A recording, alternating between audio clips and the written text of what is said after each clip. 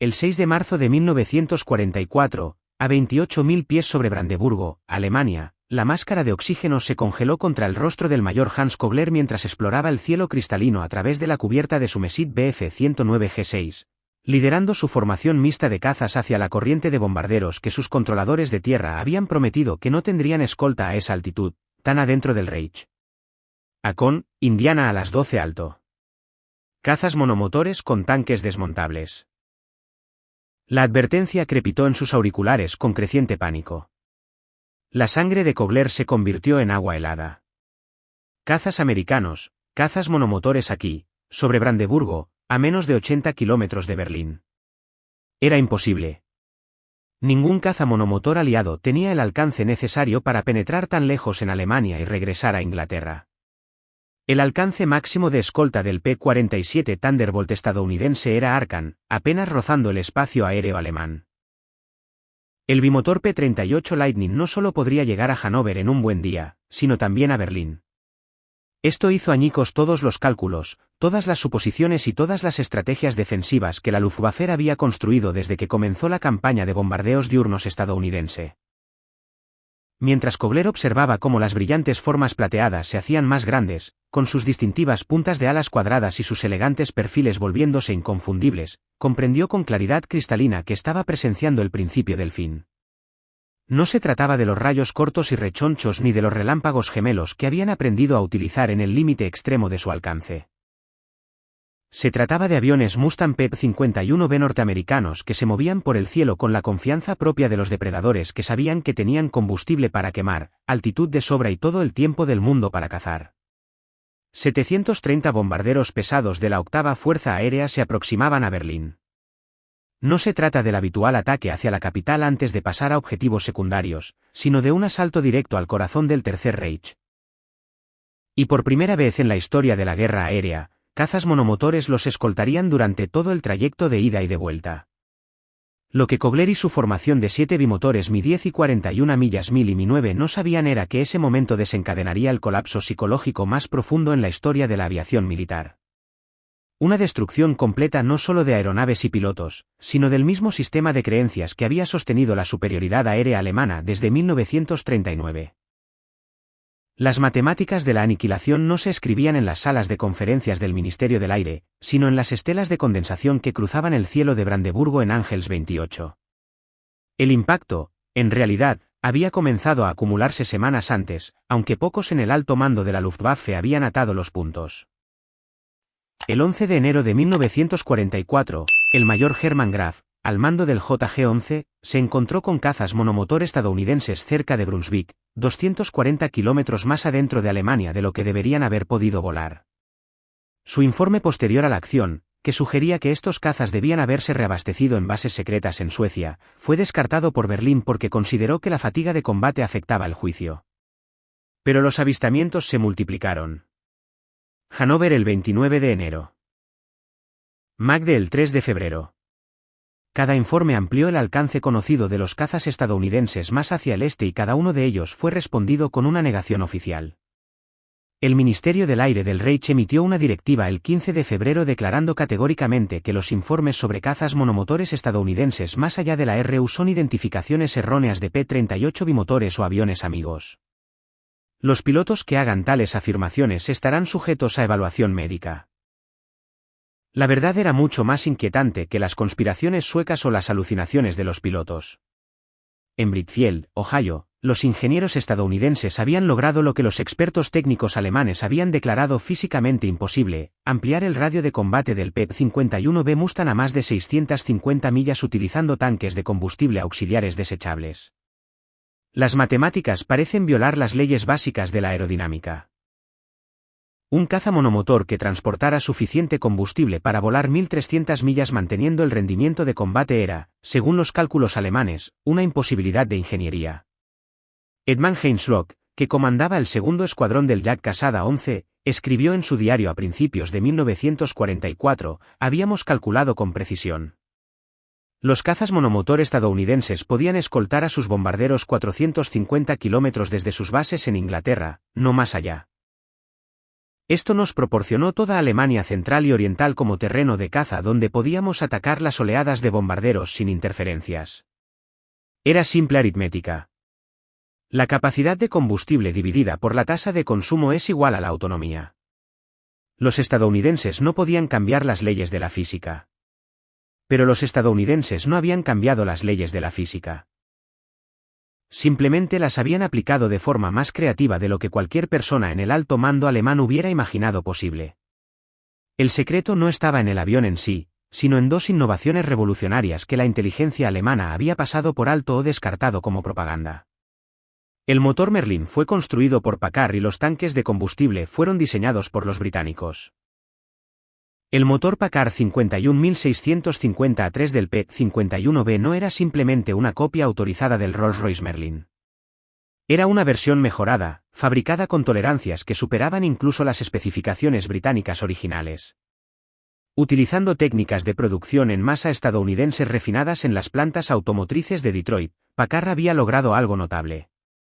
Un motor que producía 1490 caballos de fuerza a nivel del mar y mantenía, de manera crucial, más de 1200 caballos de fuerza a 30,000 pies gracias a su supercargador de 2 etapas y 2 velocidades. El especialista técnico del JG-26, Konrad Bauer, examinó un P-51B estrellado cerca de Gütersloh en febrero de 1944. Su informe, descubierto en los archivos de la Luftwaffe después de la guerra, revela el asombro alemán. La instalación del motor es una obra maestra de eficiencia de ingeniería. El sistema intercooler por sí solo es más sofisticado que cualquier cosa en nuestro Daimler-Benz 605. Pero lo más destacable es la calidad de producción. Cada componente está mecanizado con precisión de joyero. Sin embargo, nos dicen que los estadounidenses construyen 3 de estos motores cada hora. Si es cierto, no se trata de una guerra de pilotos, sino de cadenas de producción. Los tanques de caída representaron una solución aún más elegante. Construidos a partir de papel prensado impregnado con resina plástica, estos tanques auxiliares de 108 galones pesaban solo 35 libras vacíos, más livianos que la munición para una de las ametralladoras Mustangs. Los ingenieros británicos del Royal Aircraft Establishment habían desarrollado un método de construcción con papel laminado que podía retener combustible durante aproximadamente 5 horas antes de comenzar a descomponerse. Esto fue más que suficiente para el vuelo de 2,5 horas a Berlín. Los ingenieros alemanes habían experimentado con tanques auxiliares, pero su enfoque reflejaba una diferencia filosófica fundamental. Los tanques alemanes eran de metal, reutilizables, caros y pesados. Degradaron el rendimiento tan severamente que los cazas que los portaban eran vulnerables a ataques. Los tanques de papel estadounidenses eran baratos, desechables y ligeros.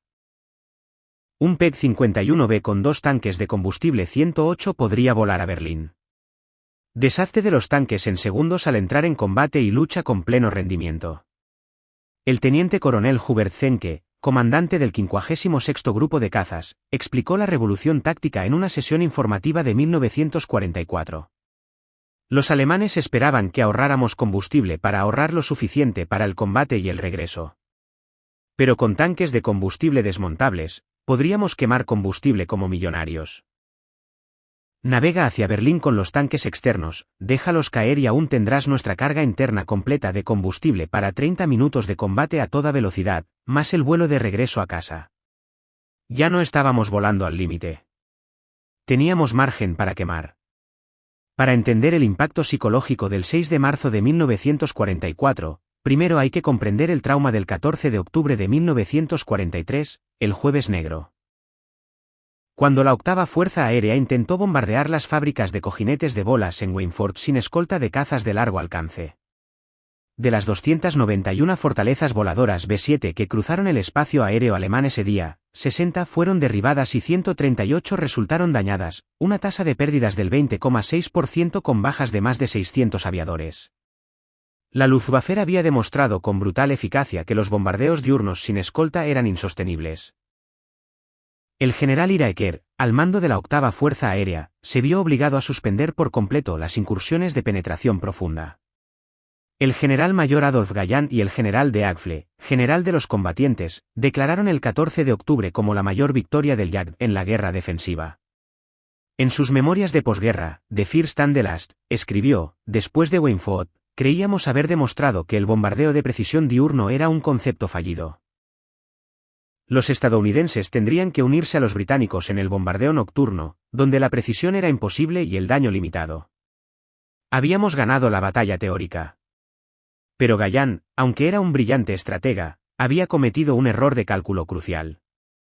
Supuso que los estadounidenses aceptarían las limitaciones de la tecnología existente en lugar de desarrollar nuevas soluciones.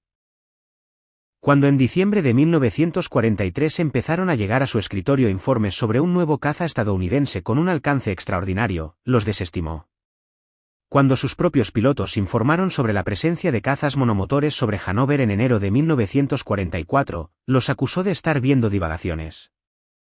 No fue hasta el 20 de febrero de 1944, el día de apertura de la Gran Semana, que Galland comenzó a comprender la magnitud de la amenaza. Los estadounidenses lanzaron 1,000 bombarderos con 835 cazas de escolta, incluido el primer despliegue a gran escala de P-51B. Durante los siguientes 5 días, la Luftwaffe perdió 262 cazas, lo que es más grave, 100 pilotos experimentados, el 17% de su fuerza de cazas veteranos disponible. El mayor Wilhelm Ferdinand Booth Galland, hermano menor de Adolf, al mando de 3 JG-26, informó tras una semana crucial: la aparición de los Mustangs lo cambió todo. Antes podíamos posicionarnos fuera del alcance de los cazas y atacar a los bombarderos metódicamente. Ahora teníamos que abrirnos paso entre las escoltas solo para alcanzar a los bombarderos y luego abrirnos paso. Cada misión se convertía en una batalla por la supervivencia desde el despegue hasta el aterrizaje.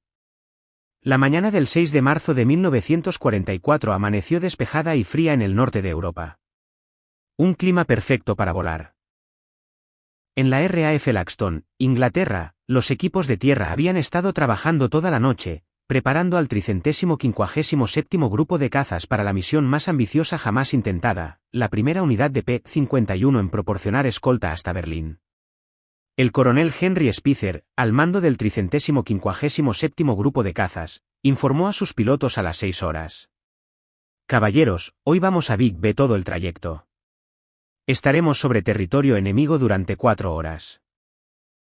Cualquiera que no crea que su avión está en perfectas condiciones debería abortar ahora. No habrá segundas oportunidades a estas distancias. Nadie abortó. Sin embargo, el propio coronel Spitzer abortó poco después del despegue por problemas mecánicos, dejando al mayor Thomas L. Hayes al mando de la histórica misión. A las 8:30, 730 bombarderos pesados comenzaron a despegar desde bases en Anglia Oriental.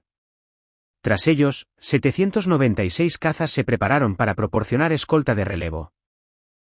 Los P-47 para la penetración inicial, los P-38 para la fase intermedia y los P-51 Mustang para la penetración más profunda y la escolta de objetivos. El 357º Grupo de Cazas lanzó 48 P-51B, aunque solo 33 alcanzaron Berlín con éxito debido a problemas mecánicos y dificultades de navegación en medio de una densa capa de nubes. En Alemania, las estaciones de radar de defensa aérea Jack Furon del Reich comenzaron a detectar la enorme formación mientras se reunía sobre el Mar del Norte. Los conspiradores en Doberitz, el principal centro de control de cazas para la defensa de Berlín, inicialmente evaluaron esto como otro desmayo. Los estadounidenses se habían acercado a Berlín antes, pero siempre se desviaban para atacar objetivos en el oeste de Alemania. El obús Annie Strudloff, al mando de la segunda división de cazas, responsable de la defensa de Berlín, estudió el plan y tomó una decisión crucial. Mantendría sus cazas en tierra hasta que los bombarderos se comprometieran con su objetivo. No tenía sentido desperdiciar combustible si se trataba de otro engaño. A las 11 de la mañana y 30, los bombarderos líderes cruzaron el espacio aéreo alemán cerca de Arnhem. Los P-47 de escolta se enfrentaron a los cazas alemanes que despegaban de bases en Holanda y Alemania Occidental. Todo transcurrió según el patrón establecido. Los pilotos de la Luftwaffe atacaron con cautela, esperando el momento que sabían que llegaría cuando las escoltas estadounidenses alcanzaran sus límites de combustible y regresaran. A las 12 del mediodía y 55, mientras la corriente de bombarderos se acercaba a Berlín, el mayor Hans Kobler lideró su formación mixta para interceptar lo que creían que serían bombarderos sin escolta. Su fuerza estaba compuesta por 7 cazas Messit Bf-110 Night que habían entrado en servicio diurno, junto con 41 Bf-109 monomotores.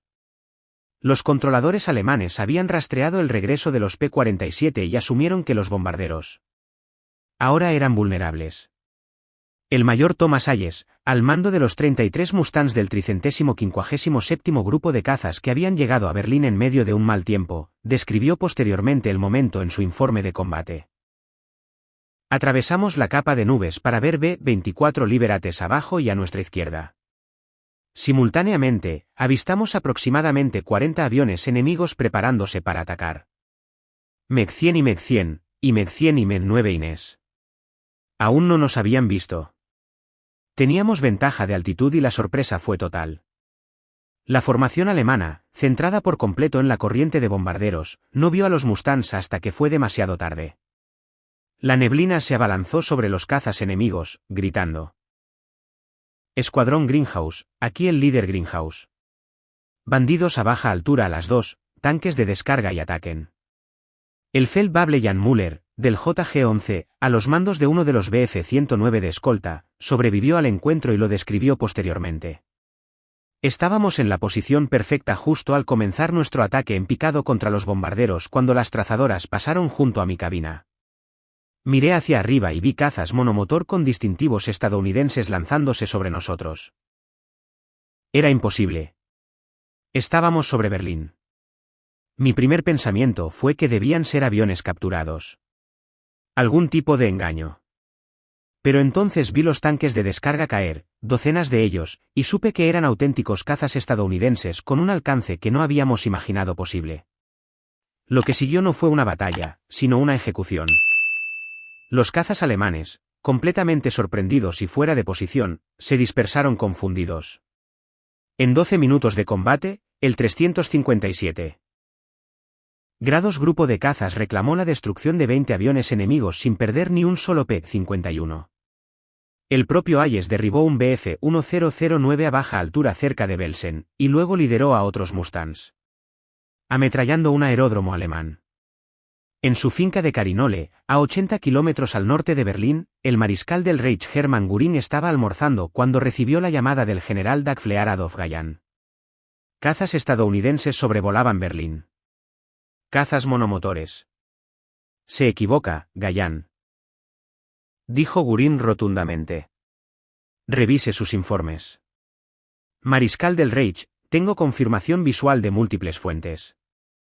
Los Mustang P-51 están atacando a nuestros cazas sobre Potsdam en este momento. La furia de Göring era volcánica. Según su ayudante, Aus quemó a von Breich, que estaba presente. El mariscal del Reich arrojó su copa de vino contra la pared y gritó: esto es traición, sabotaje. Los pilotos mienten para ocultar su cobardía. Haré que todo hombre que haga tales afirmaciones sea llevado a un tribunal militar. Pero incluso mientras Göring enfurecía, la evidencia era innegable. Desde su propia finca, podía ver las estelas de condensación sobre Berlín y oír el lejano estruendo de los motores de los aviones a toda potencia.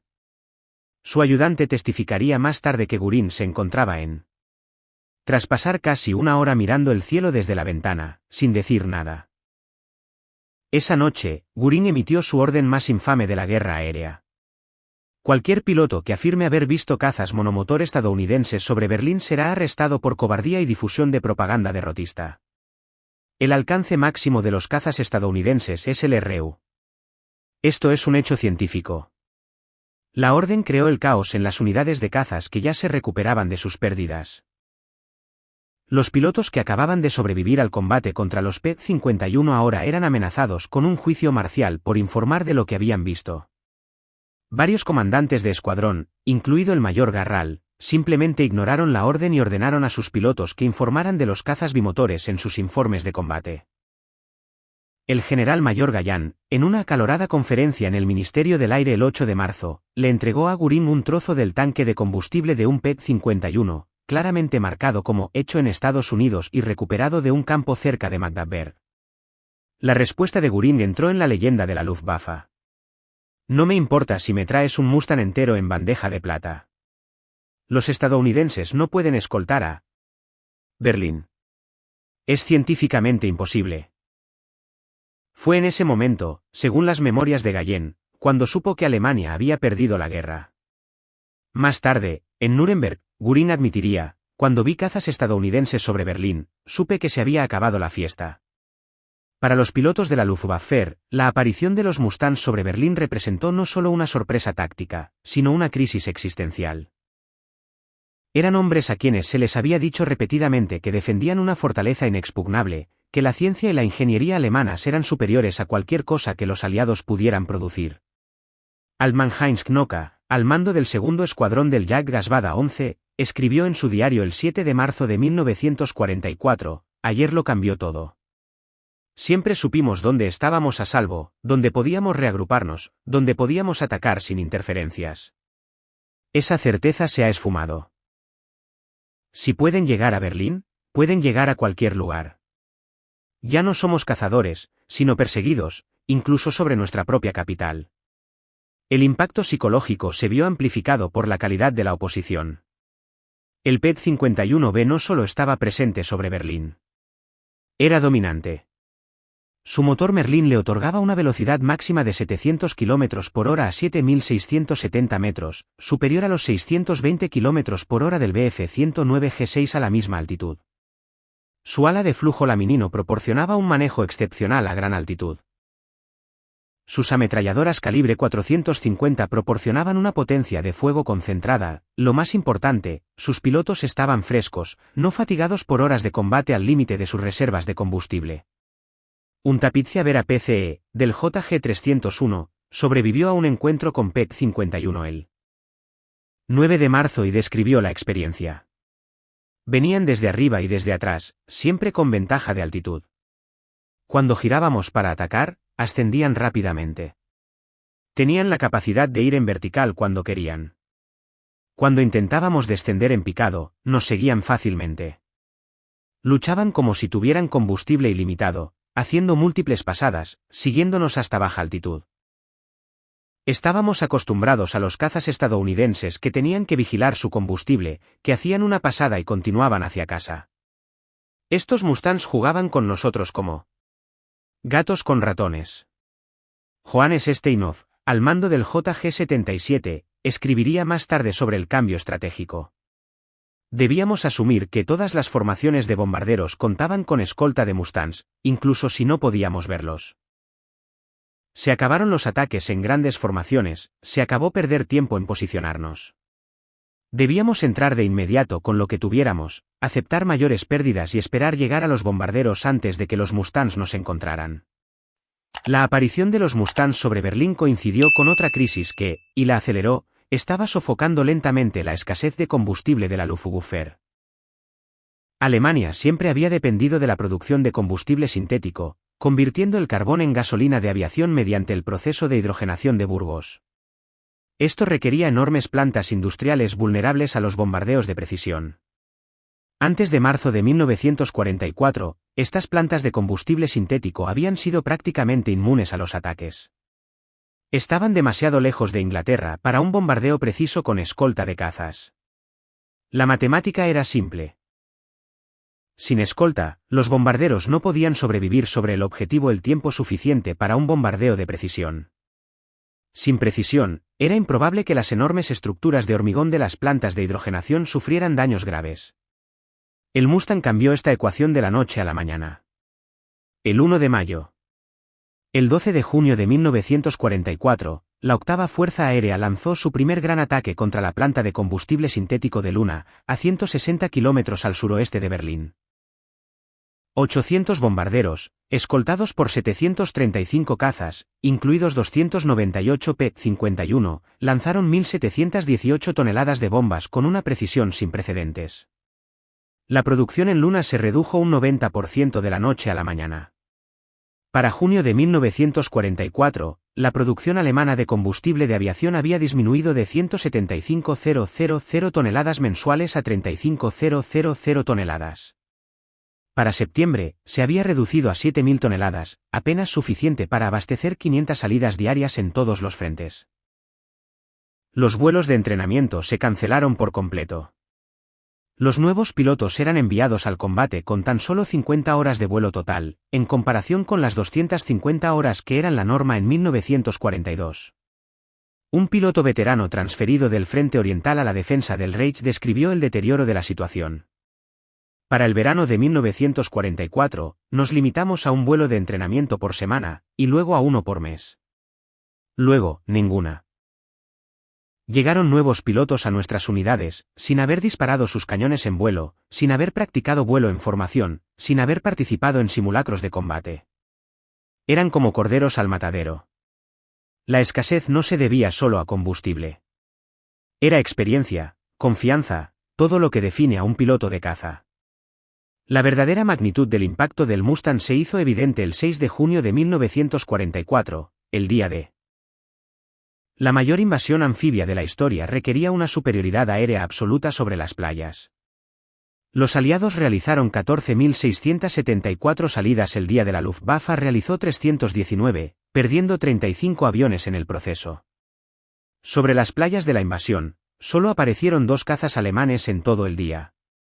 Oberst Josef Pixprier, al mando del JG-26, lideró el único ataque de la Luftwaffe en las playas de la invasión. Con su compañero de ala, un Reiter Ines Bodachik, realizó una única incursión de ametrallamiento en la playa de Sour antes de ser perseguido por los Spitfires. En sus memorias de posguerra, Prier escribió, 2 aviones. Eso es todo lo que pudimos hacer contra la mayor invasión de la historia. No porque nos faltara coraje, sino porque nos faltaba combustible. Nos faltaban aviones y, sobre todo, nos faltaba superioridad aérea. Los Mustangs nos habían arrebatado eso meses antes, no sobre Normandía, sino sobre Berlín. El mayor Berro, que había comandado el 3/diagonal G-54 y reclamó un PET-51 el 24 de mayo de 1944, reflexionó sobre la situación estratégica. Después de que los Mustangs aparecieron sobre Berlín, nunca recuperamos la iniciativa. Siempre estábamos reaccionando, siempre defendiendo, siempre superados en número. Los estadounidenses podrían atacar en cualquier lugar y en cualquier momento con escolta de cazas. Apenas podíamos defender nuestros propios aeródromos. La guerra en el aire se perdió en el momento en que pudieron llegar a Berlín. Desesperada, la Luftwaffe desarrolló tácticas cada vez más suicidas. El concepto del grupo de asalto Stone Group personificó esta desesperación. Los FW-190A8 fueron modificados con blindaje adicional, cañones de 30 mm y parabrisas reforzados. Estos tanques voladores atravesarían las pantallas de los cazas para atacar a los bombarderos a distancia mínima. El mayor Walter Dahl, que había asumido el mando del JG-300 el 27 de junio de 1944, se convirtió en el defensor más famoso de estas tácticas. El 7 de julio de 1944, Dahl lideró el cuarto Sturm JG-3 con el apoyo de 2 grupos de Bf-109 del JG-300 en un asalto masivo contra los B-24 Liberates cerca de Leipzig. Los FW-19 fuertemente blindados lograron destruir un escuadrón entero de 12 B-24 del grupo de bombas 492 en menos de un minuto, pero el costo fue catastrófico. De los cazas STM lanzados, 9 fueron derribados y 3 se estrellaron. Los Bf-109 de escolta tuvieron un desempeño aún peor contra los Mustang de escolta. Las tácticas que habían funcionado brevemente en julio se volvieron cada vez más suicidas a medida que aumentaba el número de combatientes estadounidenses. Oberfeldwebel Conrad Bauer, uno de los pocos pilotos de Storm Group que sobrevivió a múltiples misiones, describió la realidad. Estábamos volando ataúdes. La armadura que se suponía debía protegernos nos hacía tan lentos que los Mustangs podían hacer múltiples pasadas de fuego con tranquilidad. La orden era embestir si nuestros cañones se atascaban. Pero, ¿cómo podríamos embestir cuando ni siquiera podíamos alcanzar a los bombarderos a través de la pantalla de cazas? Cada misión era una ruleta rusa con todas las cámaras cargadas. La última esperanza de Alemania residía en la tecnología revolucionaria. El Messerschmitt Mi-262 Howald Swallow, el primer caza a reacción operativo del mundo. Con una velocidad máxima de 540 millas por hora, era 100 millas por hora más rápido que el PET-51D. En manos de pilotos experimentados podría haber cambiado la guerra aérea, pero el Mi-262 llegó demasiado tarde y en muy pocos números. Más grave aún, la insistencia de Hitler en que se utilizara como bombardero relámpago en lugar de como caza interceptor desperdició meses preciosos. Cuando a finales de 1944 se dispuso de un número significativo de aviones para las operaciones de combate, la Luftwaffe carecía del combustible para entrenar a los pilotos en sus operaciones y de aeródromos para operarlos con seguridad. Adolf Galland, quien había sido destituido como general Jagdflieger por sus críticas a las políticas de Hitler, recibió el mando del JV-44, una unidad de aviones a reacción de élite formada en febrero de 1945. Incluso con los mejores pilotos supervivientes de Alemania volando el caza más avanzado del mundo, no pudieron superar la abrumadora superioridad numérica de las fuerzas aliadas. El propio Galland describió la inutilidad. Despegamos, derribamos uno o dos bombarderos o cazas y aterrizamos para encontrar nuestro aeródromo bajo ataque por Mustangs. Nos cazaron en tierra, capturando a los Mi-262 durante sus vulnerables fases de despegue y aterrizaje. Por cada minuto que estábamos en el aire, había Mustang sobrevolando durante una hora. La tecnología sin números, combustible e infraestructura es inútil. En el otoño de 1944, la Luftwaffe estaba experimentando lo que los historiadores más tarde llamarían la muerte del expert. Los pilotos veteranos, que habían conseguido docenas o incluso cientos de victorias, estaban muriendo más rápido de lo que podían ser reemplazados. La aparición de Mustangs en el interior de Alemania significó que no había un espacio seguro para entrenar reemplazos ni un sector tranquilo donde los novatos pudieran ganar experiencia. Las estadísticas cuentan una historia sombría. En 1940, los nuevos pilotos de la Luftwaffe recibían 250 horas de entrenamiento de vuelo antes del combate. En 1944, este tiempo se había reducido a 80 horas. A principios de 1945, algunos pilotos fueron enviados al combate con tan solo 20 horas de entrenamiento. Mientras tanto, los pilotos estadounidenses que llegaban a Inglaterra tenían entre 400 y 500 horas de vuelo, incluidas 100 horas de entrenamiento tipográfico y un extenso entrenamiento de artillería. Johannes Steinhoff, quien sobrevivió a terribles quemaduras cuando su Me-262 se estrelló al despegar en abril de 1945, reflexionó más tarde: estábamos enviando niños a la muerte. Se esperaba que chicos que apenas podían volar en formación se enfrentaran a los pilotos del Mustang con cientos de horas de combate. No era combate, era asesinato. Dejé de mirar las caras de los pilotos sustitutos. Sabía que la mayoría moriría en una semana. Las tasas de pérdidas confirman esta evaluación. En enero de 1945, la esperanza de vida media de un nuevo piloto de caza de la Luftwaffe era de 7 misiones. Algunas unidades experimentaron una rotación del 100% en un mes. La JG-301, que alguna vez fue una unidad de élite, perdió 82 pilotos en los primeros 3 meses de 1945 y solo obtuvo 41 victorias. Litanga, que sobrevivió a la guerra con 3 victorias, proporcionó la perspectiva de un piloto recién calificado.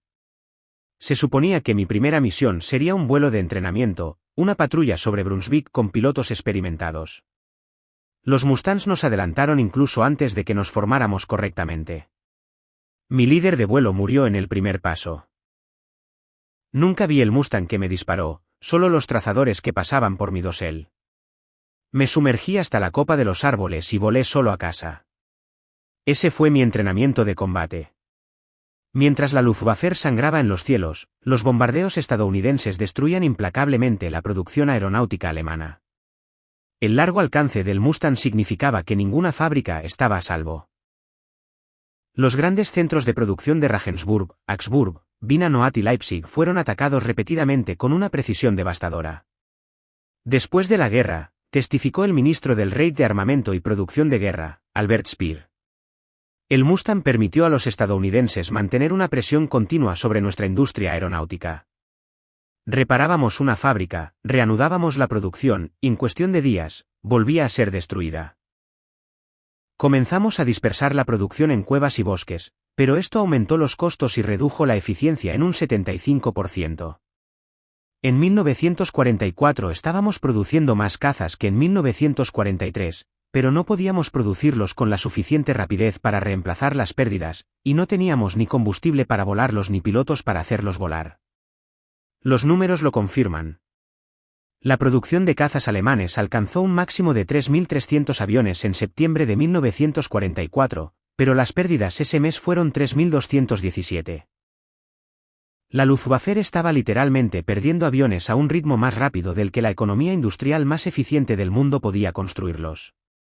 Además, la calidad de los aviones ensamblados apresuradamente en instalaciones dispersas estaba disminuyendo. Los fallos de motor, las debilidades estructurales y los fallos del sistema plagaron los aviones nuevos.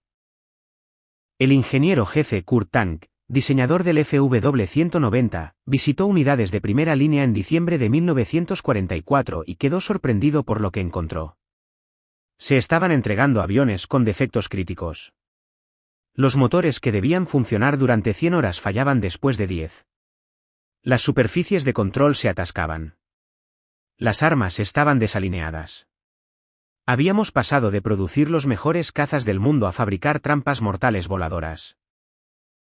Los trabajadores estaban exhaustos, los materiales eran de calidad inferior y las pruebas eran inexistentes. Nos estábamos saboteando a nosotros mismos.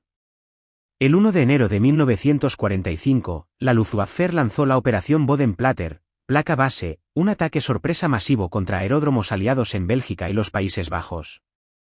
900 cazas, prácticamente la totalidad de los efectivos restantes de la Luftwaffe en el oeste, despegaron al amanecer. Muchos pilotos estaban volando su primera misión de combate. La mayoría nunca había volado en formaciones de más de 4 aviones. La misión era tan secreta que las unidades antiaéreas alemanas no fueron advertidas, lo que dio lugar a devastadores incidentes de fuego amigo. El ataque logró una sorpresa táctica completa. 305 aviones aliados fueron destruidos en tierra y 190 resultaron dañados, pero el coste fue catastrófico. La Luftwaffe perdió 271 aviones y, lo que es más grave, 213 pilotos, incluidos muchos líderes con experiencia irreemplazable. 3 Gada Commodore, 6 Gruppenkommandura y 14 Stabsfallkapitana fueron asesinados o capturados. Nuestro Jan Kogler, que sobrevivió a la misión, lo llamó el viaje de la muerte de la Luftwaffe. Destruimos aviones que los estadounidenses reemplazaron en una semana. Perdimos pilotos que nunca pudimos reemplazar. Peor aún, quemamos nuestras últimas reservas de combustible. Después de Bodenplatte, éramos una fuerza agotada. Ya ni siquiera podíamos pretender disputar los cielos. La respuesta estadounidense fue rápida y brutal. En 48 horas, los Mustangs estaban cazando metódicamente a las debilitadas unidades de cazas alemanas. Los aeródromos fueron bombardeados repetidamente. En la semana siguiente al ataque a Bodenplatte, la Luftwaffe perdió otros 400 aviones, la mayoría destruidos en tierra. El mayor John Meyer, del 352º Grupo de Cazas, que consiguió 24 victorias aéreas, describió el periodo posterior a Bodenplatte. Fue casi triste. Encontraríamos aeródromos alemanes repletos de aviones que no podían volar por falta de combustible. Los ametrallaríamos, ellos arderían y no habría oposición. Ya no era un combate. Fue una ejecución. A medida que avanzaba el año 1945, la Luftwaffe dejó de existir como fuerza efectiva. Los pilotos individuales todavía realizaban misiones individuales, pero las operaciones coordinadas eran imposibles. La aparición de Mustang sobre cualquier aeródromo alemán significaba probablemente su destrucción. Los pilotos comenzaron a negarse a volar, no por cobardía, sino por el reconocimiento lógico de que despegar significaba una muerte segura sin posibilidad de afectar el resultado de la guerra. El costo psicológico fue devastador. Ines Koka, que en el pasado había escrito con entusiasmo sobre la defensa del Reich, hizo su última entrada publicada en su diario.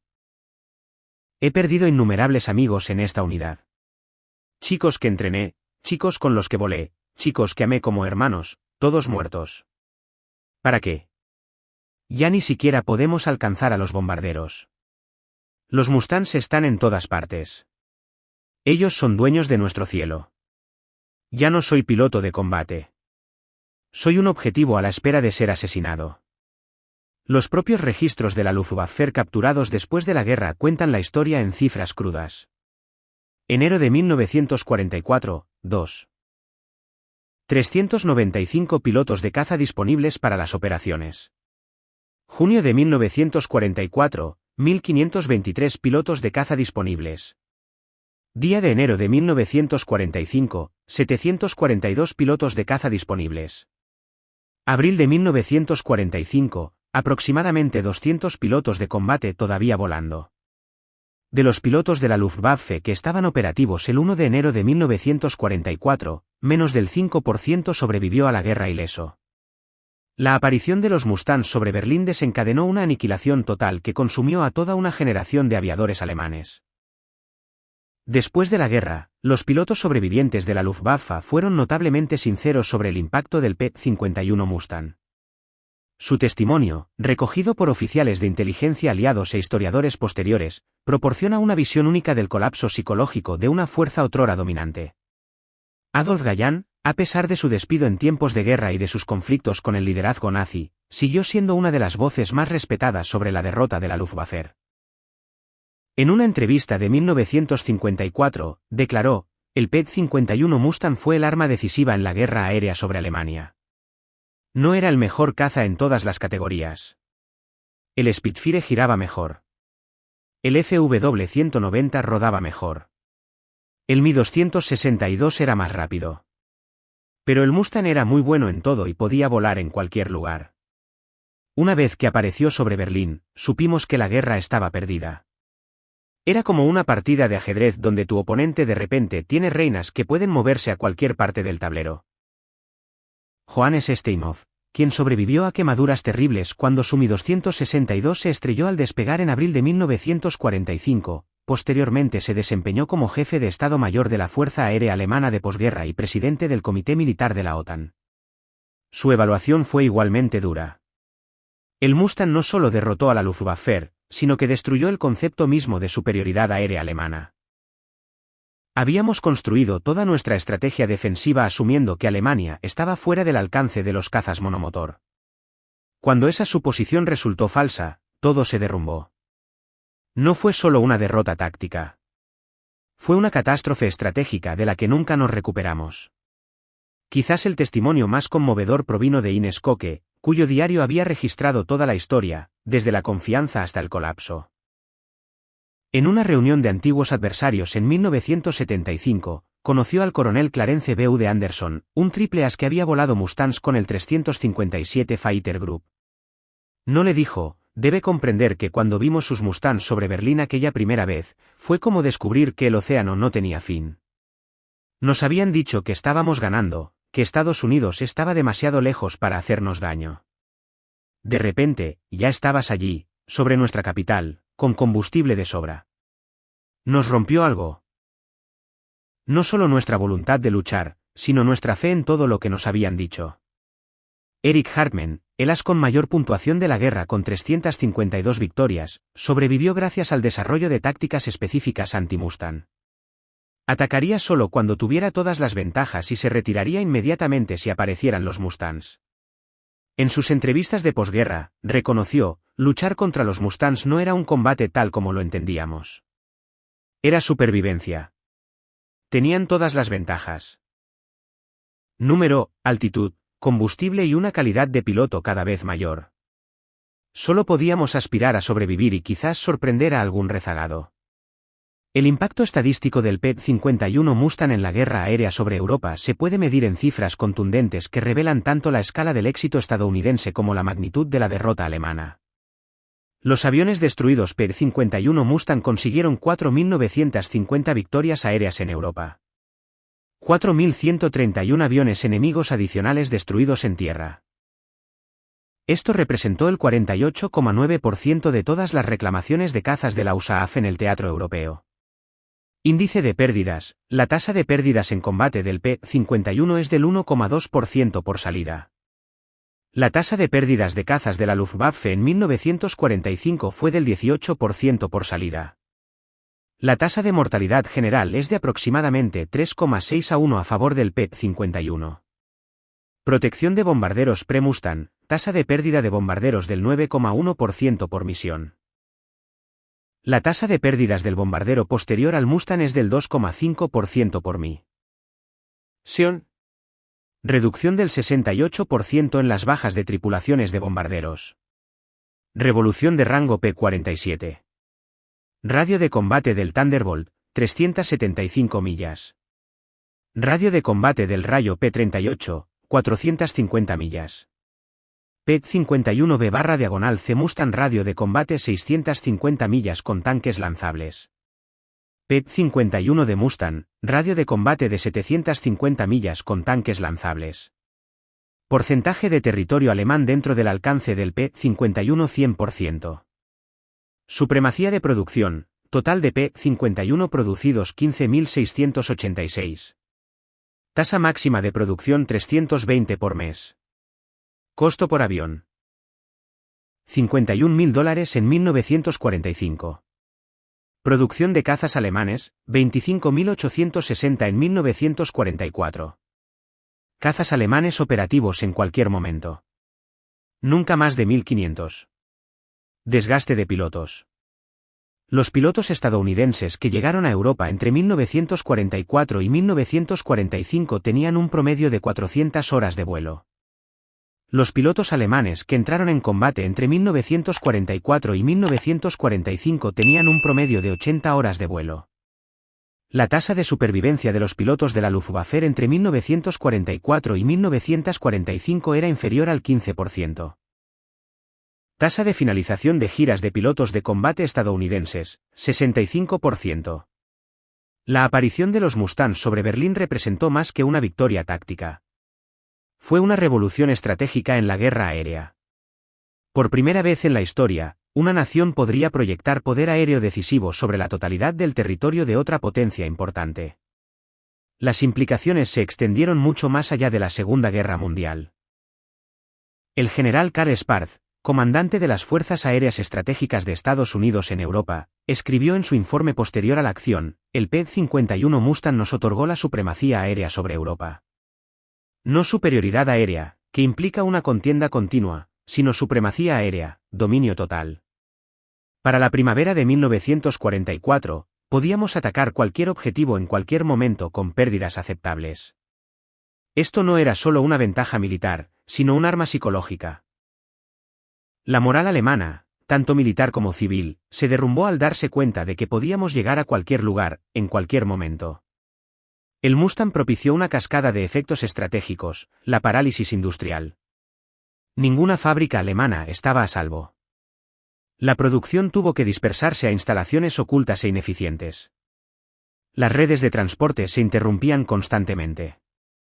La economía alemana, ya de por sí sometida a tensiones, comenzó a desmoronarse por completo. La crisis del combustible se aceleró. Las plantas de combustible sintético, antes inaccesibles, fueron destruidas metódicamente. Esto creó una espiral de muerte. Menos combustible significaba menos entrenamiento de pilotos, lo que a su vez implicaba mayores pérdidas en combate, lo que significaba que se podía asignar aún menos combustible al entrenamiento. Supremacía aérea táctica. Con la Luftwaffe expulsada de los cielos, las fuerzas terrestres aliadas podían operar con impunidad. La fuga de Normandía, la carrera a través de Francia, el cruce del Rin, todo fue posible porque las fuerzas alemanas solo podían moverse de noche. Colapso psicológico. La aparición de cazas estadounidenses sobre la capital del Reich destrozó el mito de la invencibilidad alemana. Civiles a quienes se les había dicho que Estados Unidos era débil y a lo lejos observaban los Mustangs plateados sobrevolando sin oposición. Alemania había comenzado la guerra con ventajas tecnológicas en muchas áreas. El Bf-109 era posiblemente el mejor caza del mundo en 1939. Los pilotos alemanes estaban magníficamente entrenados, muchos de ellos con experiencia en combate de la Guerra Civil Española. Las tácticas alemanas, en particular la formación de 4 dedos y las técnicas de combate de energía, fueron revolucionarias. Pero el Mustang representó algo diferente. La unión de la innovación británica, el motor Merlin, la producción en masa estadounidense construida por Nord, la aviación estadounidense utilizando técnicas de la industria automotriz y la mejora continua basada en la experiencia de combate. No fue el producto de un solo diseñador genial, sino del refinamiento colaborativo. El P-51D, que comenzó a llegar en mayo de 1944, incorporó numerosas mejoras basadas en la experiencia de combate. La cabina de burbuja proporcionó visibilidad de 360 grados. Ametralladoras calibre 650 con alimentación de munición mejorada. El emplazamiento del cañón informático K-14. Alas reforzadas para armamento adicional. Equipo de radio mejorado. El motor Packard 51657 de 1590 caballos de fuerza. Cada mejora atendía las necesidades de combate específicas identificadas por los pilotos. Este ciclo de retroalimentación, la experiencia en combate que impulsaba la rápida mejora del diseño y un mejor rendimiento en combate, era algo que el sistema alemán, con su liderazgo caótico y su producción interrumpida, no podía igualar. El Dr. Kurt Tank, diseñador del FW-190, admitió después de la guerra: podríamos diseñar aviones iguales o mejores que el Mustang. El Ta-152H era superior en muchos aspectos, pero no podíamos producirlo en cantidad, no podíamos abastecerlo de combustible de manera constante y no podíamos entrenar a los pilotos para volarlo con eficacia. Los estadounidenses no solo construyeron un mejor caza, sino que construyeron un mejor sistema para diseñar, producir y emplear cazas. La respuesta alemana al Mustang reveló los fallos fundamentales del sistema nazi. En lugar de reconocer la amenaza y adaptarse, negaron la realidad. En lugar de concentrarse en los cazas, Hitler exigió la producción de bombarderos. En lugar de conservar a sus pilotos experimentados como instructores, los hicieron volar hasta que murieron. En lugar de admitir un error de cálculo estratégico, atraparon a los pilotos que informaron la verdad. El impacto en los célebres ases de Alemania fue particularmente revelador. Eran hombres que habían conseguido docenas, a veces cientos, de victorias. No eran solo pilotos, sino símbolos de la destreza de los mariscales alemanes. La era del Mustang vio su eliminación uno por uno. El mayor Klaus Mitus, con 72 victorias, fue asesinado por los P-51 el 17 de septiembre de 1944. Había sobrevivido a 452 misiones de combate solo para ser derribado por los Mustangs mientras se formaba para un ataque. El avión Walter Osar 123 Victory fue derribado por aviones P-38 el 11 de mayo de 1944. Incluso los cazas estadounidenses más antiguos se estaban volviendo letales a medida que la calidad de los pilotos alemanes disminuía. El mayor Hans Philipp 206 victorias derribadas por P-47 el 8 de octubre de 1943 antes de la llegada en masa de los Mustangs. Pero su muerte anticipó lo que estaba por venir. La lista continúa. Lista de los mejores pilotos de Alemania eliminados uno por uno. Al final de la guerra, de los 107 pilotos alemanes que habían logrado 100 o más victorias, 95 estaban muertos, gravemente heridos o capturados. El Mustang no solo había derrotado a la Luftwaffe, había aniquilado su memoria institucional. A principios de 1945, la Luftwaffe existía más en el papel que en la realidad. Los aviones estaban ocultos en los bosques, camuflados en tierras de cultivo falsas o dispersos en las pistas de las autopistas. Los pilotos vivían como animales perseguidos, moviéndose constantemente para evitar a los omnipresentes Mustangs. Obus Gordon Golov, uno de los pocos comandantes de alto rango que aún estaban vivos, emitió órdenes que revelaban la desesperación. Los aviones solo despegarán cuando haya bombarderos enemigos directamente sobre ellos. Duración máxima de la salida 15 minutos. Se presumirá que cualquier piloto que permanezca en el aire más de 20 minutos ha desertado. El miedo a los Mustangs se había vuelto tan generalizado que muchos pilotos abortaban misiones ante el primer informe de cazas de escolta. Los tribunales militares por cobardía se volvieron comunes, aunque ejecutar a pilotos experimentados cuando quedaban tan pocos era contraproducente. La moral se derrumbó por completo cuando los pilotos se dieron cuenta de que incluso las misiones exitosas no lograban nada. Los bombarderos siguieron llegando. Los Mustangs siguieron escoltándolos y Alemania siguió muriendo. Lieutenant Heinrich Barles, con 99 victorias, fue derribado y asesinado el 23 de diciembre de 1944. Le faltaba una victoria para convertirse en un as del siglo. Su compañero informó que tenía 6 Mustangs. Vinieron desde arriba y desde atrás. Heinrich nunca tuvo una oportunidad. Lo siguieron hacia abajo, disparando continuamente. Incluso después de que su avión se incendiara, siguieron disparando. Querían asegurarse de que esta crueldad fuera algo nuevo. Al principio de la guerra había existido cierto grado de caballerosidad. Los pilotos que saltaron en paracaídas generalmente no fueron atacados. A veces se permitía escapar a los aviones averiados que intentaban retirarse. Pero en 1945, los pilotos estadounidenses habían visto morir a demasiados amigos, sabían que el final de la guerra estaba cerca y querían asegurarse de que la Luftwaffe nunca pudiera recuperarse. Cada piloto alemán asesinado era alguien que no podía volar los aviones a reacción o los cazas avanzados que Alemania todavía estaba tratando de desarrollar. Los pilotos estadounidenses del Mustang fueron notablemente consistentes en su evaluación de la progresión de la campaña. El coronel John Zemer, que obtuvo 24 victorias aéreas, proporcionó este análisis. Desde marzo hasta junio de 1944 luchamos contra el primer equipo de la Luftwaffe. Experimentado, agresivo, hábil. De junio a diciembre nos enfrentamos a su segunda línea. Sigue siendo peligroso, pero menos coordinado. En 1945, estábamos derribando a estudiantes, niños que apenas podían volar en formación, y mucho menos pelear. No fue satisfactorio, fue necesario pero trágico.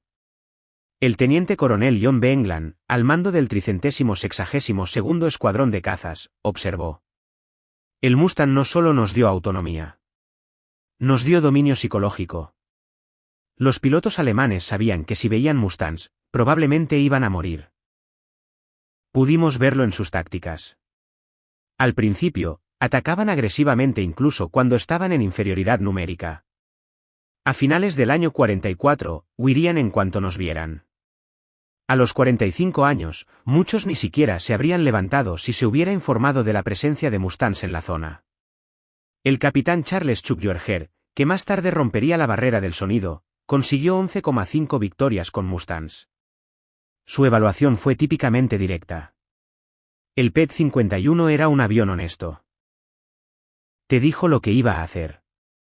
No tenía vicios si lo tratabas bien.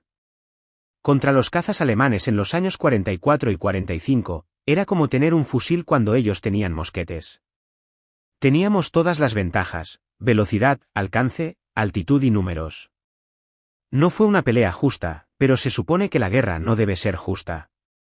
Quizás el testimonio más revelador provino de las tripulaciones de bombarderos cuyas vidas dependían de la escolta de los cazas.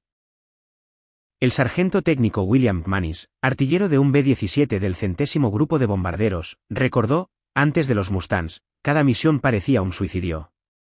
Veíamos a nuestra escolta dar la vuelta y sabíamos que venían los lobos. Después de marzo de 1944, ver esos Mustangs con nosotros durante todo el camino a Target y de regreso, fue como tener ángeles guardianes. Nuestra tasa de pérdidas pasó de probablemente morir a probablemente regresar a casa.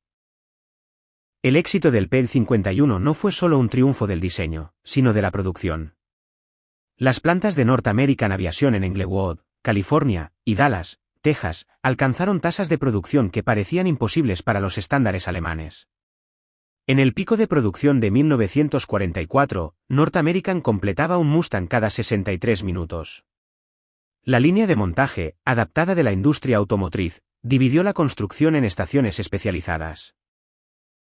Los trabajadores se convirtieron en expertos en tareas individuales, logrando velocidades y precisión imposibles con los métodos tradicionales de fabricación de aeronaves. Paul Peters, supervisor de producción de Englewood, describió el sistema. Teníamos amas de casa instalando cables de control, adolescentes remachando paneles de alas y hombres demasiado mayores para el servicio militar ensamblando motores.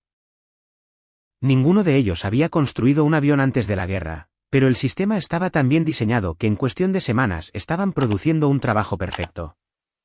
Tuvimos control de calidad en cada estación. Si algo no iba bien, la línea se detenía hasta que se solucionaba. El contraste con la producción alemana fue marcado. Mientras los bombardeos aliados forzaban la dispersión, los aviones alemanes se estaban reuniendo en cuevas, bosques y minas abandonadas. Se podrían fabricar diferentes componentes a cientos de kilómetros de distancia. El control de calidad era imposible. Los trabajadores a menudo eran trabajadores esclavos que tenían todos los incentivos para sabotear la producción. August Dietrich Rabbach, quien comandó varias unidades de combate durante la guerra, observó: recibíamos aviones nuevos que parecían perfectos, pero eran como ataúdes voladores, cables de control mal instalados, líneas de combustible con fugas y cañones que no disparaban. Los estadounidenses construían mejores aviones en mayor número, con trabajadores que querían ganar. Nosotros construíamos aviones inferiores en menor número, con trabajadores que querían que perdiéramos. El éxito del PEG-51 sobre Berlín tuvo implicaciones mucho más allá del teatro de operaciones europeo. Demostró que el poder aéreo podía proyectarse globalmente, que la distancia ya no era un obstáculo para el alcance estadounidense. Esta lección no pasó desapercibida para Japón, que vio cómo su perímetro defensivo se reducía a medida que los cazas estadounidenses de largo alcance permitían campañas de bombardeo contra las islas de origen. Stalin también lo notó. Los pilotos soviéticos que volaban los Lendl P-51 quedaron impresionados por su alcance y fiabilidad. La Fuerza Aérea Soviética comenzó a desarrollar cazas de escolta de largo alcance, entendiendo que los conflictos futuros requerirían una proyección de poder a grandes distancias. La Fuerza Aérea Soviética VVS recibió 10 P-51 y los probó exhaustivamente, aunque nunca se utilizaron en combate. Por las fuerzas soviéticas. El Mustang continuó en servicio mucho después del final de la Segunda Guerra Mundial. En Corea, los F-51, cuya designación cambió en 1948, volaron en misiones de apoyo cercano. La Fuerza Aérea Israelí utilizó Mustangs en la crisis de Suez de 1956. Varias fuerzas aéreas volaron Mustangs hasta la década de 1980. La Fuerza Aérea Dominicana retiró su último F-51 en 1984, 40 años después de su primer vuelo sobre Berlín. Pero el mayor legado del Mustang fue doctrinal. Demostró que la superioridad aérea no consistía solo en controlar el espacio aéreo sobre el campo de batalla, sino en controlar el espacio aéreo sobre naciones enteras. Toda fuerza aérea moderna construye su estrategia en torno a esta lección, demostrada por primera vez cuando los cazas estadounidenses aparecieron sobre Berlín el 6 de marzo de 1944. Detrás de las estadísticas y los análisis estratégicos había seres humanos, hombres jóvenes, en su mayoría de veintitantos años, que se encontraban en circunstancias extraordinarias. La aparición de los Mustangs sobre Berlín significó cosas diferentes para cada persona, pero para todos fue un momento de profunda comprensión. Para los pilotos estadounidenses, fue una reivindicación. Teniente Robert Johnson, el 56º Grupo de Cazas, escribió a casa: hoy sobrevolamos la capital de Hitler. Piensen en eso. Despegamos de Inglaterra, sobrevolamos toda Alemania, sobrevolamos Berlín como si fuera nuestro, porque lo era, y volvimos a casa. Hace 2 años, los nazis bombardeaban Londres. Hoy, el cielo de Berlín nos pertenece. Es difícil describir la sensación, orgullo, poder y la absoluta certeza de que vamos a ganar esta guerra. Para los pilotos alemanes, era desesperación. El piloto Rudi Müller, del JG-302, le escribió a su esposa: los vi hoy. Cazas estadounidenses sobre Berlín, cazas monomotor. Es imposible, pero los vi con mis propios ojos. Si pueden llegar a Berlín, pueden llegar a cualquier lugar. Ya no queda ningún lugar seguro en Alemania. ¿Cómo te digo que no espero sobrevivir a esto? ¿Cómo explico que todo lo que creíamos estaba mal? Para los civiles alemanes, fue el principio del fin de la ilusión. Ursula von Kardorff, de Berlín, escribió en su diario: nos dijeron que los estadounidenses eran débiles, que su sociedad controlada por los judíos nunca podría igualar la fuerza alemana. Hoy vi a los cazas americanos dando vueltas sobre nuestras cabezas mientras nuestra tan cacareada Luftwaffe no aparecía por ningún lado. Todo lo que nos dijeron eran mentiras. Si mintieron en esto, ¿en qué más mintieron? Para las tripulaciones de los bombarderos aliados, fue la salvación. El sargento James Mahon, artillero de torreta esférica del B-7, Lucky Lady, recordó: al ver cómo esos Mustangs se formaban sobre nosotros mientras nos acercábamos a Berlín, no me avergüenza decir que lloré. Por primera vez desde que empecé a volar misiones, pensé que podría sobrevivir a esta guerra. Esos pequeños amigos de gran alcance salvaron a miles de nosotros. Al terminar la guerra, la magnitud de lo que el Mustang había logrado se hizo evidente. La Luftwaffe, que había entrado en la guerra como posiblemente la fuerza aérea más poderosa del mundo, había dejado de existir como fuerza de combate efectiva. Las estadísticas son alarmantes. El total de aviones de la Luftwaffe perdidos entre 1944 y 1945 fue de aproximadamente 45.000. Los pilotos de la Luftwaffe muertos entre 1944 y 1945 fueron aproximadamente 15.000. El porcentaje de pilotos de la Luftwaffe operativos en enero de 1944 que sobrevivieron ilesos a la guerra fue inferior al 5%. Las ciudades alemanas destruidas por los bombardeos fueron de más del 50%. Las bajas civiles alemanas. De 350.000 a 500.000 bombardeados. La producción industrial alemana se redujo entre un 35 y un 40% debido a los bombardeos. Estas cifras representan no solo una derrota militar, sino también un colapso social. El Mustang había posibilitado una campaña que llevó la guerra a todas las ciudades, fábricas y aeródromos alemanes. No había retaguardia, ni refugio, ni respiro. A Hermann Göring, durante el juicio en Nuremberg, le preguntaron cuándo supo que Alemania había perdido la guerra. Su respuesta se convirtió en una de las declaraciones más citadas del conflicto. Cuando vi cazas estadounidenses sobre Berlín, se acabó el juego. Todo lo que siguió fue solo demora, más jóvenes muertos sin ningún propósito. Fue una admisión notablemente sincera de un hombre que no se caracterizaba por su honestidad. Pero incluso Göring, maestro de la negación y el engaño, no pudo negar lo que representaba el Mustang. El poder industrial estadounidense unido a la innovación británica, proyectado a distancias imposibles con una eficiencia implacable. El desarrollo del P-51, desde su concepto inicial hasta el caza de escolta berlinés, representa uno de los programas de desarrollo aeronáutico más rápidos y exitosos de la historia. El Na-73X, el prototipo, voló por primera vez el 26 de octubre de 1940, tan solo 102 días después de que North American Aviation recibiera la solicitud de la Comisión Británica de Compras. Para marzo de 1944, menos de 4 años después, ya escoltaba bombarderos a Berlín. Esta velocidad de desarrollo fue acompañada por una mejora continua basada en la experiencia de combate. Cada versión incorporó las lecciones aprendidas. El motor Allison del P-51 limitó el rendimiento a gran altitud. El motor Packard Merlin F1650-3 del P-51B/C transformó el rendimiento por encima de los 20.000 pies. El motor V1650-7 del P-51D, con su cúpula de burbuja y 6 cañones, mejoró los sistemas. El P-51H, con su estructura aligerada, alcanzó su máximo rendimiento sin entrar en combate en Europa. La experiencia de combate basada en el ciclo de retroalimentación que impulsó la rápida mejor.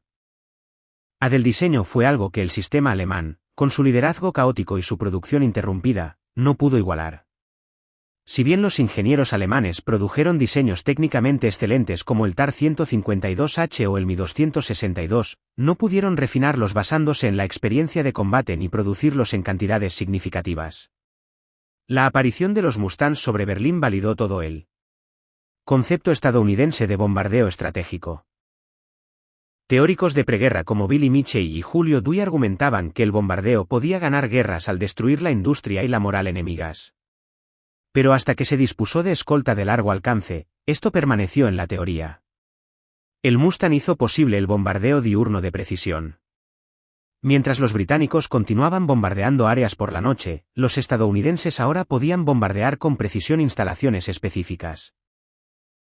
Fábricas de rodamientos, plantas de combustible sintético, edificios de ensamblaje de aeronaves. La diferencia de precisión era drástica. El bombardeo nocturno británico alcanzaba un error circular promedio de 3 millas. El bombardeo diurno estadounidense con escolta de cazas alcanzaba los 1000 pies. El general Curtis LeMay, quien posteriormente dirigiría el mando aéreo estratégico, declaró: "El P-51 hizo que el bombardeo estratégico funcionara. Sin ella, habríamos tenido que aceptar pérdidas insostenibles o bombardeos nocturnos ineficaces. Con él podríamos destruir metódicamente conjuntos de objetivos específicos. No solo bombardeamos Alemania. Realizamos cirugía industrial, quitándoles la capacidad de hacer la guerra". Los resultados hablaron por sí solos. La producción alemana de rodamientos de bolas se redujo un 70%. La producción de combustible de aviación se redujo un 95%.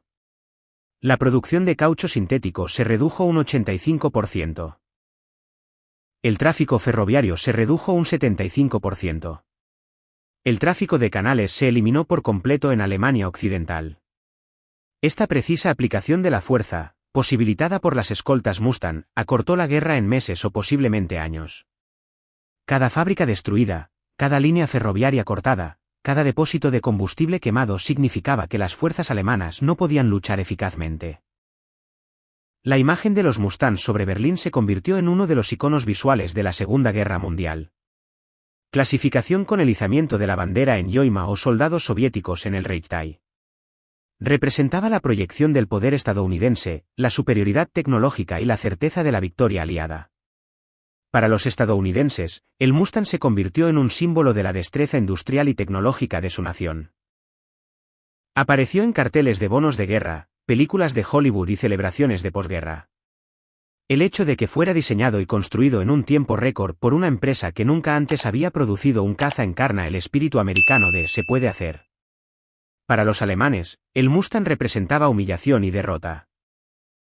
La literatura y el cine alemanes de posguerra suelen presentar la imagen de combatientes estadounidenses sobre ciudades alemanas como símbolo del fracaso del régimen a la hora de proteger a su pueblo. El trauma de no poder defender el propio espacio aéreo dejó cicatrices psicológicas duraderas en los veteranos de la Luftwaffe que sobrevivieron. Ines Koka escribió en 1953 que para un piloto de combate el deber último es proteger los cielos de su patria. Hemos fracasado. Los Mustangs sobre Berlín eran la prueba de nuestro fracaso, visible para cualquier alemán que mirara hacia arriba. Esa vergüenza nunca desaparece por completo. Los militares de todo el mundo todavía estudian el impacto del Mustang en la guerra aérea europea como un caso de estudio de cómo la tecnología puede crear una revolución estratégica. Las lecciones son atemporales. El rango es igual a opciones. La capacidad de proyectar poder a distancia proporciona flexibilidad estratégica. El Mustang ofreció a los comandantes aliados opciones que los alemanes no podían contrarrestar. La integración supera al aislamiento. El Mustang no tuvo éxito solo, sino como parte de un sistema integrado. Bombarderos, cazas, inteligencia, logística, entrenamiento. Los alemanes tenían excelentes componentes individuales, pero no podían integrarlos eficazmente. La producción gana guerras. Construir grandes cantidades de buenos aviones es mejor que construir pequeñas cantidades de aviones excelentes. El Mustang era excelente, pero lo más importante es que había miles de ellos. La calidad del piloto importa. La tecnología sin operadores capacitados es inútil. Los programas de entrenamiento de pilotos estadounidenses, con su énfasis en las horas de vuelo y el entrenamiento de combate realista, produjeron pilotos que podían explotar plenamente las capacidades del Mustang. La adaptación es supervivencia. Los estadounidenses mejoraron continuamente las tácticas, la tecnología y el entrenamiento basándose en la experiencia de combate. Los alemanes, limitados por una doctrina rígida y por la interferencia política, no pudieron adaptarse con la suficiente rapidez. Las fuerzas aéreas modernas aplican estas lecciones a diario. El énfasis en la capacidad de ataque de largo alcance, los sistemas integrados de defensa aérea, el entrenamiento de pilotos y la preservación industrial provienen de las lecciones aprendidas cuando los Mustangs aparecieron por primera vez sobre Berlín. La aparición de los P-51 Mustang sobre Berlín el 6 de marzo de 1944 marcó más que un hito táctico. Fue el momento en que los supuestos fundamentales de la Alemania nazi sobre la guerra se derrumbaron. Se suponía que el Reich sería una fortaleza protegida por la distancia, defendida por los mejores pilotos del mundo, que volarían con los mejores cazas del mundo. El Mustang destrozó estas ilusiones en una sola mañana. Para los dirigentes alemanes, tanto militares como políticos, fue un momento de terrible claridad. Habían basado toda su estrategia en la incapacidad de los estadounidenses para proyectar su poder a través del Atlántico de manera efectiva. Habían descartado la capacidad industrial estadounidense como ineficiente, la tecnología estadounidense como inferior y los pilotos estadounidenses como débiles. Todas las suposiciones eran erróneas, y los Mustangs sobre Berlín eran una prueba que no se podía negar, difundir ni ignorar. Adolf Galland describiría más tarde, el 6 de marzo de 1944 fue el día en que perdimos la guerra. No cuando cayó Berlín, ni cuando murió Hitler, sino cuando los cazas estadounidenses aparecieron sobre nuestra capital. Todo lo que vino después fue simplemente el desarrollo de un resultado previsible. El Mustang no solo derrotó a la Luftwaffe. Demostró que la democracia industrial estadounidense podía producir más, innovar más y luchar más que el totalitarismo nazi. El impacto psicológico se extendió por toda la sociedad alemana. Si el régimen no podía proteger a Berlín de los combatientes estadounidenses, ¿qué podía hacer? Si todo lo que les habían dicho sobre la debilidad estadounidense era falso, ¿qué más era falso? El Mustang se convirtió en un agente involuntario de la verdad. Su presencia sobre ciudades alemanas demostró que la cosmovisión nazi estaba construida sobre mentiras. Si bien el éxito del Mustang fue decisivo, tuvo un costo. Se perdieron 2.520 PET-51 en combate en el teatro europeo. Detrás de cada pérdida había un joven que nunca volvería a casa. Solo el 357º Grupo de Cazas perdió más de 100 pilotos muertos en acción. Esto era lo mejor que América tenía para ofrecer. Estudiantes universitarios, deportistas, jóvenes profesionales que se ofrecieron como voluntarios para volar y luchar. El teniente coronel Sidney Brooks, comandante del 339º Grupo de Cazas, murió el 31 de marzo de 1944 cuando su P-51B fue alcanzado por fuego antiaéreo cerca de Brunswick. Tenía 28 años, estaba casado y tenía 2 hijos a los que nunca vería crecer. Su pérdida se repitió miles de veces. Jóvenes que pagaron el precio máximo por la victoria estratégica que logró el Mustang. El capitán Don Gentile, uno de los principales ases del Mustang en la guerra con 21,83 victorias aéreas, sobrevivió al combate solo para morir en un accidente aéreo en enero de 1951, mientras probaba un avión de entrenamiento a reacción T-33. Los ecos de la guerra continuaron mucho después de que cesaron los disparos. Muchos pilotos del Mustang lucharon con lo que habían visto y hecho, y cargaron con heridas psicológicas que nunca sanaron por completo. Pero su sacrificio logró algo notable. Habían llevado la guerra a la patria del enemigo, lo habían obligado a luchar por su propio territorio y ganaron decisivamente. La Luftwaffe nunca se recuperó de la aparición de los Mustangs sobre Berlín. A partir de ese día, fue una fuerza fragmentada, capaz solo de ofrecer una resistencia esporádica e ineficaz. Al amanecer del 8 de mayo de 1945, el día de la victoria en Europa, los Mustangs estadounidenses patrullaban los cielos de una Alemania derrotada. No hubo oposición. La Luftwaffe que una vez aterrorizó a Europa y que parecía invencible en 1940, ya no existía. Sus aviones fueron destruidos o inmovilizados por falta de combustible. Sus pilotos estaban muertos, heridos o prisioneros. Su infraestructura estaba en ruinas. La transformación del 6 de marzo de 1944 al 8 de mayo de 1945, apenas 14 meses, representa una de las victorias militares más completas de la historia. El P-51 Mustang había sido el instrumento de esa victoria, la herramienta que convirtió el poder aéreo aliado de una costosa responsabilidad en una fuerza irresistible. En esos 14 meses, los pilotos del Mustang habían realizado más de 213.000 misiones, conseguido 4.950 victorias aéreas, destruido 131 aviones en tierra, lanzado 31.000 toneladas de bombas y disparado 99 millones de rondas de municiones. Detrás de estas estadísticas había una realidad humana. Jóvenes estadounidenses, de una edad promedio de 22 años, que volaban en aviones de aluminio propulsados por motores Merlin construidos por Packard, destruyeron por completo una de las fuerzas aéreas más formidables de la historia. Lo habían logrado no mediante heroísmo individual, aunque hubo mucho de eso, sino mediante tecnología superior, entrenamiento, tácticas y apoyo industrial. El coronel Hubert Hab Zanka, uno de los comandantes de combate más exitosos de la guerra, proporcionó quizás el mejor epitafio para la Luftwaffe. Fueron unos rivales magníficos que simplemente fueron superados. Teníamos más de todo. Más aviones, más combustible, más pilotos, más entrenamiento, más autonomía. El Mustang nos dio la posibilidad de aplicar eso en cualquier lugar que quisiéramos. Una vez que pudimos escoltar a Berlín, las matemáticas de la victoria se hicieron inevitables. Cuando el mayor Hans Kogler vio los primeros Mustangs sobre Brandeburgo el 6 de marzo de 1944, vio algo más que cazas enemigos. Fue testigo del futuro de la guerra aérea. El P-51 Mustang había demostrado que la tecnología podía superar la distancia, que la capacidad industrial podía triunfar sobre la habilidad individual y que el enfoque metódico podía derrotar a la brillantez improvisada. Los sorprendidos pilotos alemanes que se encontraron con los Mustangs sobre Berlín no solo se enfrentaban a un avión superior. Se enfrentaban al poder industrial, tecnológico y organizativo combinado de los Estados Unidos proyectado a través del océano y en lo profundo del corazón de su patria. Fue una demostración de fuerza que hizo añicos toda su posición sobre lo que era posible en la guerra aérea. La admisión de Hermann Göring de que sabía que la guerra estaba perdida cuando vio a los cazas estadounidenses sobre Berlín se ha convertido en uno de los reconocimientos de derrota más reveladores de la historia. Pero el significado pleno de ese momento se extiende más allá de la comprensión de un hombre o incluso de la derrota de una nación.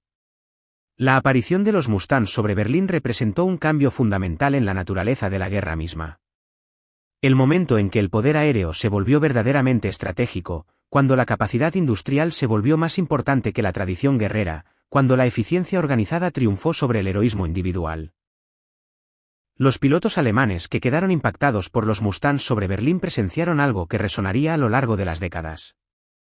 La proyección del poder estadounidense a través de vastas distancias con precisión y fuerza abrumadora. Toda intervención militar moderna, desde Corea hasta Kosovo, desde Vietnam hasta la Guerra del Golfo, se ha basado en los cimientos establecidos cuando aparecieron los primeros Mustangs en los cielos de Brandeburgo. Al final de cuentas, el P-51 Mustang hizo más que escoltar bombarderos o derribar cazas alemanes.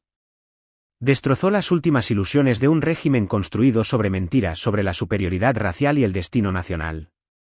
Demostró que las sociedades libres, a pesar de su aparente caos e ineficiencia, podían organizarse, innovar y proyectar poder con mayor eficacia que los estados totalitarios.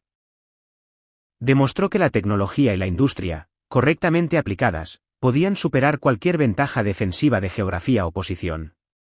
Los pilotos de la Luftwaffe que el 6 de marzo de 1944 contemplaron con asombro aquellos Mustangs plateados estaban presenciando su propia obsolescencia. En el plazo de 14 meses, toda su fuerza sería destruida, su nación ocupada y su ideología desacreditada. El shock de ver cazas estadounidenses imposibles sobre Berlín fue el comienzo de una cascada de revelaciones que terminarían con la completa derrota y transformación de Alemania. Hoy en día, los Mustang P-51 conservados todavía vuelan en exhibiciones aéreas. Sus distintivos motores Merlin producen un sonido que los veteranos de esa época reconocen al instante. Para los veteranos estadounidenses, es el sonido de la victoria. Para los veteranos alemanes, es el sonido que anunció el principio del fin. Para los historiadores, es el sonido el que cambió la guerra para siempre. El momento en que una nación demostró que podía proyectar poder aéreo decisivo en cualquier lugar de la Tierra. La historia de los pilotos de la Luftwaffe, impactados por los P-51 Mustang sobre Berlín, es en última instancia una historia sobre la colisión entre la suposición y la realidad, entre la propaganda y la verdad, entre lo que se creía imposible y lo que la industria estadounidense convirtió en rutina. Cuando aquellos Mustangs aparecieron sobre Berlín, no solo sorprendieron a los pilotos de la Luftwaffe que los vieron. Conmocionaron a toda una visión del mundo hasta hacerla desaparecer. Pero de aquellos escombros surgiría algo nuevo. Muchos de los pilotos alemanes que sobrevivieron al impacto de los Mustangs sobre Berlín ayudarían a construir la Luftwaffe de posguerra de la Alemania democrática. Aliado con la misma nación cuyos combatientes habían destruido a sus camaradas. Johannes Steinhoff llegaría a convertirse en jefe del Estado Mayor de la nueva Fuerza Aérea Alemana, y finalmente, en presidente del Comité Militar de la OTAN. En 1983, estaría junto a los generales estadounidenses que habían volado Mustangs contra él, unidos en defensa de la libertad que sus antiguos enemigos habían traído a su nación derrotada. Esta transformación de enemigos mortales a aliados firmes fue quizás el impacto más profundo de todos. Los Mustangs que aparecieron sobre Berlín no solo trajeron destrucción. Al final habían traído la liberación. Los pilotos alemanes, que habían quedado impactados por su aparición en 1944, comprenderían con el tiempo que aquellos cazas norteamericanos los habían liberado de un régimen criminal que los había llevado al desastre. La última palabra la tiene Adolf Galland, general de cazas de la Luftwaffe, que negó, luego presenció y luego sobrevivió al ataque del Mustang. En 1984, en una reunión de pilotos de combate estadounidenses y alemanes en San Antonio, Texas, brindó por sus antiguos enemigos y dijo: «Nos sorprendieron cuando sus Mustangs aparecieron sobre Berlín. Nos sorprendieron con su industria, su tecnología, su determinación. Pero la mayor sorpresa llegó después de la guerra. Cuando nos ayudaron a reconstruir, cuando nos protegieron de la agresión soviética, cuando se convirtieron en nuestros amigos. Los Mustangs sobre Berlín no solo pusieron fin a una guerra. Iniciaron la paz.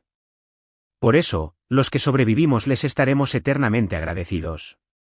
El círculo se completó. La conmoción que comenzó con el horrorizado reconocimiento de Hans Kobler de los cazas estadounidenses sobre Brandeburgo se transformó, a través de la derrota y la reconstrucción, en colaboración y amistad. Los Mustangs cambiaron el cielo para siempre, no solo el cielo sobre Berlín el 6 de marzo de 1944, sino el cielo estratégico bajo el cual todas las naciones han operado desde entonces. En esa transformación reside el verdadero legado del P-51 Mustang, no solo como instrumento de victoria, sino como catalizador del orden mundial de posguerra que siguió. Los pilotos de la Luftwaffe de marzo de 1944 jamás imaginaron que la destrucción de sus fuerzas por parte de los cazas estadounidenses conduciría a la redención de su nación y a su integración en una comunidad de naciones democráticas. Sin embargo, eso fue exactamente lo que ocurrió. Los Mustangs que impactaron a la Luftwaffe sobre Berlín no solo ganaron una guerra. Contribuyeron a la paz que ha perdurado durante 8 décadas. Al final, esa podría ser su mayor victoria.